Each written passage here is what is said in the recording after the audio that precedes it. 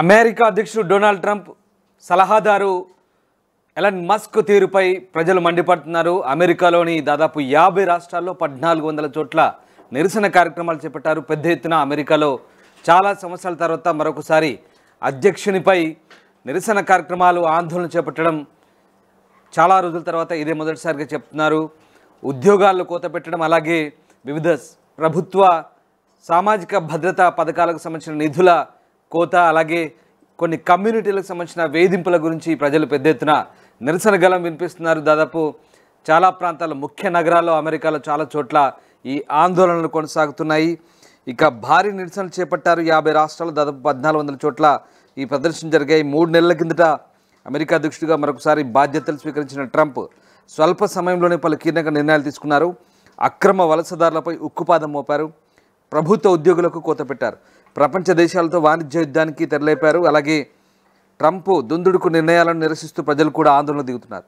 2017లో మహిళల నిరసన, 20లో black lines matters ఆందోళన తర్వాత ఇంత పెద్ద ఎత్తున నిరసనలు జరగడం ఇదే తొలిగా చెప్తున్నారు. ఇక దేశవ్యాప్తంగా స్టేట్ క్యాపిటల్స్, ఫెడరల్ బిల్డింగ్స్, కాంగ్రెస్నల్ ఆఫీసులు, అలాగే సోషల్ సెక్యూరిటీ హెడ్ క్వార్టర్లు, పార్కులు, ఇతర చోట్ల ప్రజలు ఆందోళన చేపట్టారు. బిలియనీర్ల పెత్తనానికి చెక్ పెట్టాలంటూ, ప్రభుత్వంలో అవినీతికి ముగింపు పలకాలంటూ, మెడిక్ ఎయిడ్, సామాజిక భద్రతా పథకాలకు నిధుల కోతను ఆపాలంటూ, వలసదారులు, ట్రాన్స్జెండర్లు, ఇతర కమ్యూనిటీలపై దాడులు ఆపాలంటూ నిరసనకారులు డిమాండ్ చేశారు.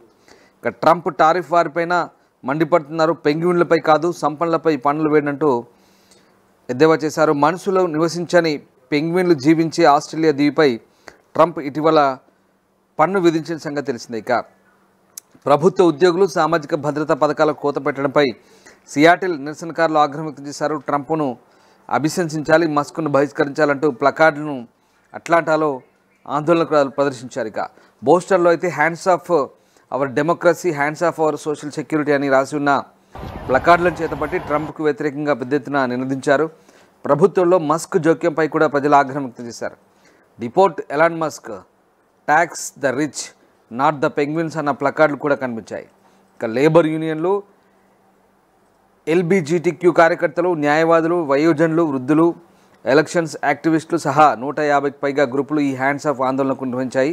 అయితే దేశవ్యాప్తంగా ఈ ర్యాలీలు శాంతియుతంగానే జరిగాయని, ఎలాంటి అరెస్టులు చోటు చేసుకోలేదని అధికార వర్గాలు చెప్తున్నాయి.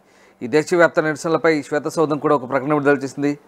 ట్రంప్ వైఖరి స్పష్టంగా ఉందని, అర్హత కలిగిన లబ్ధిదారులకు సామాజిక భద్రత, మెడికేడ్ని అందించేందుకు కట్టుబడి ఉన్నట్టు చెప్తున్నారు. ఇక ఇంతకాలం డెమోక్రాట్ల పాలనలో వాటి ద్వారా చాలామంది అక్రమార్కులు లబ్ధి పొందారంటూ పేర్కొన్నారు. అనేక చోట్ల ఇసుకేస్తే రాలంత జనం కనిపించారు. నిరసనకారులు శాంతియుత ఆందోళన చేపట్టడంతో ఎలాంటి అరెస్టులు కూడా జరగలేదు. ప్రభుత్వ ఉద్యోగుల తొలగింపు, వలసలు, ఆర్థిక వ్యవస్థ, మానవ హక్కుల వంటి అంశాలపై డొనాల్డ్ ట్రంప్ బిలియనీర్ ఎలాన్ మస్క్లను విమర్శించడానికి National Mall and Midtown Manhattan నుంచి బోస్టన్ కామన్, వివిధ రాష్ట్ర క్యాపిటల్స్ వరకు వేలాది మంది నిరసనకారులు అమెరికా అంతటా గుమిగూడారు. సియాటిల్ నగరంలో ప్రఖ్యాత స్పేస్ నీడిల్ సమీపంలో నిరసనకారులు నియంతృత్వానికి వ్యతిరేకంగా పోరాడండి అంటూ నినాదాలతో కూడిన ప్లకార్డులను ప్రదర్శించారు. ట్రంప్ సలహాదారు, Tesla, space social media platforms అధిపతి ఎలాన్ మస్క్ కొత్తగా ఏర్పాటైన డిపార్ట్మెంట్ ఆఫ్ గవర్నమెంట్ ఎఫిషియన్సీ చీఫ్గా ప్రభుత్వ ప్రయత్నాలకు నాయకత్వం వహిస్తున్నారు. తన పన్ను చెల్లింపుదారులకు కోట్లాది రూపాయలు ఆదా చేస్తుందంటూ ఆయన చెప్తున్నారు. కానీ ఆయన చర్యలతో చాలామంది ఉద్యోగాలు కోల్పోయారు. ఇదే ఇప్పుడు చర్చకు దారితీసింది.